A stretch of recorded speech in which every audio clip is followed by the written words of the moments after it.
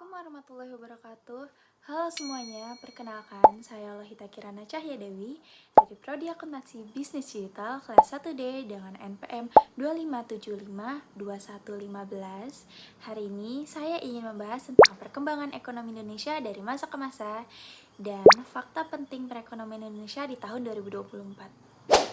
Kalian tahu nggak, kalau untuk mencapai sistem perekonomian saat ini, Indonesia sudah mengalami beberapa fase. Bahkan, pemikiran soal sistem ekonomi yang cocok tuh udah dipikirin sebelum kita merdeka loh.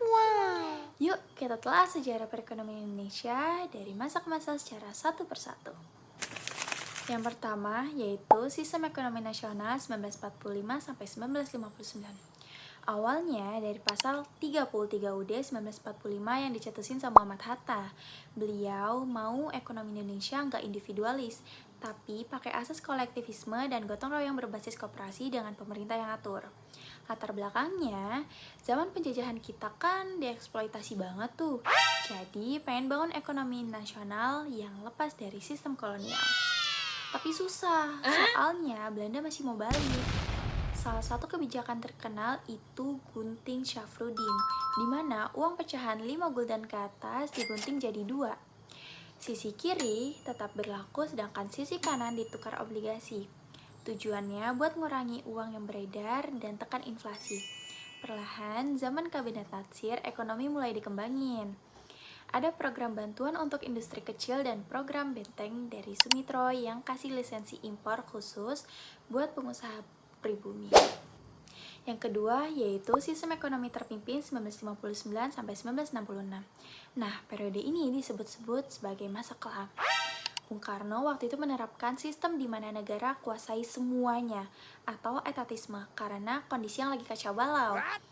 Seperti banyak yang mogok kerja, pendapatan negara jeblok, dan inflasi gila-gilaan sampai 650%. Buat nangani ini dibentuklah Depernas atau Dewan Perancangan Nasional yang dipimpin oleh Muhammad Yamin. Tapi anehnya anggota timnya nggak ada yang ekonom. Mereka bikin rencana pembangunan 8 tahun yang fokusnya eksploitasi sumber daya alam. Sayangnya kebijakan ini gagal. Buktinya Indonesia sampai mengalami devaluasi di mana nilai uang dipotong. Seperti uang Rp500 jadi cuma Rp50 dan uang Rp1.000 jadi Rp100. Yang ketiga, Orde Baru 1966 sampai 1998. Pas Orde Baru naik pimpinan Soeharto, kondisi ekonomi Indonesia lagi kacau balau. Inflasi tembus 650%, utang luar negeri numpuk sampai 2,5 miliar US dollar, dan pertumbuhan ekonomi yang hampir anjak. Soeharto langsung gebrak banyak kebijakan buat benerin ekonomi. Dia buka keran swasta dan investor asing, ngurangin subsidi BUMN dan fokus ngontrol harga, serta nyetok beras biar rakyat nggak kelaparan. Perlahan-lahan, sistem ekonomi campuran yang diterapinnya bikin ekonomi Indonesia mulai bangkit lagi tuh. Kita balik jadi anggota IMF dan dapat bantuan keuangan. Inflasi yang awalnya gila-gilaan akhirnya berhasil ditenangin. Dukung juga dengan terbitnya UU Penanaman Modal Asing tahun 1967 dan pengelolaan anggaran negara yang lebih disiplin. Yang keempat atau yang terakhir yaitu sistem ekonomi Pancasila. Ini sistem ekonomi yang kita pakai sampai sekarang. Dasarnya tuh dari pasal 33 UUD 1945. Sistem ini intinya bagi peran, yaitu pemerintah ngelola hal-hal yang penting buat hajat hidup banyak orang, kayak listrik, air, dan energi. Sementara swasta boleh ngurus sisanya tapi tetap diawasi pemerintah. Jadi pemerintahan pegang kendali lewat BUMN buat sektor-sektor strategis. Sementara swasta bisa lebih leluasa berinovasi di bidang lain, asal tetap dalam koridor yang udah ditentuin. Tujuannya yaitu supaya perekonomian jalannya seimbang, nggak terlalu state-driven tapi juga nggak liberal banget.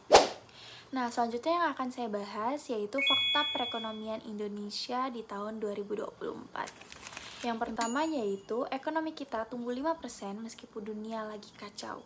Di tengah situasi global yang nggak pasti, ekonomi Indonesia ternyata masih bisa tumbuh sekitar 5% di pertengahan 2024. Hal ini berkat kita yang tetap doyan jajan, investasi makin ngalir, plus ekspor barang olahan kayak nikel yang laris manis. Yang kedua yaitu akhirnya nggak cuma jual bahan mentah. Program hilirisasi alias stop jual mentah-mentah akhirnya berhasil. Ekspor produk jadi kayak baterai mobil listrik naik gila-gilaan. Kita sekarang nggak cuma jual kayu atau biji besi, tapi udah jual barang yang nilainya jauh lebih gede. Yang ketiga, yaitu harga-harga tetap stabil. Inflasi kita terjaga banget, cuma sekitar 3-4%. Ini semua berkat Bank Indonesia yang jago jaga nilai rupiah dan nerapin kebijakan yang pas. Jadi, pasar dalam negeri nggak ikutan panik. Yang keempat, UMKM masih jadi pahlawan. UMKM tuh tetap jadi tulang punggung ekonomi, karena nyumbang lebih dari 60%. Tantangan terbesarnya sekarang adalah gimana biar makin melek digital dan bisa saingin bisnis-bisnis gede. Yang kelima, pembangunan di luar Jawa masih jadi PR. Kegiatan ekonomi masih kepleset di Jawa. Pemerintah sekarang lagi fokus bangun infrastruktur lebih banyak di luar Jawa, biar pertumbuhan ekonominya nggak timpang. Yang keenam, jangan terlalu gantung sama komoditas. Kita masih terlalu gantung sama ekspor barang mentah kayak batu bara dan minyak sawit. Makanya, diversifikasi ke sektor manufaktur dan teknologi terus didorong, biar nggak kolaps pas harga komoditas anjlok. Dan yang terakhir, bikin Indonesia makin kece di mata investor. Pemerintah lagi fokus banget ningkatin kualitas SDM dan perbaikin infrastruktur. Tujuannya cuma satu, yaitu bikin Indonesia makin dilirik investor dan bisa saing di kancah global.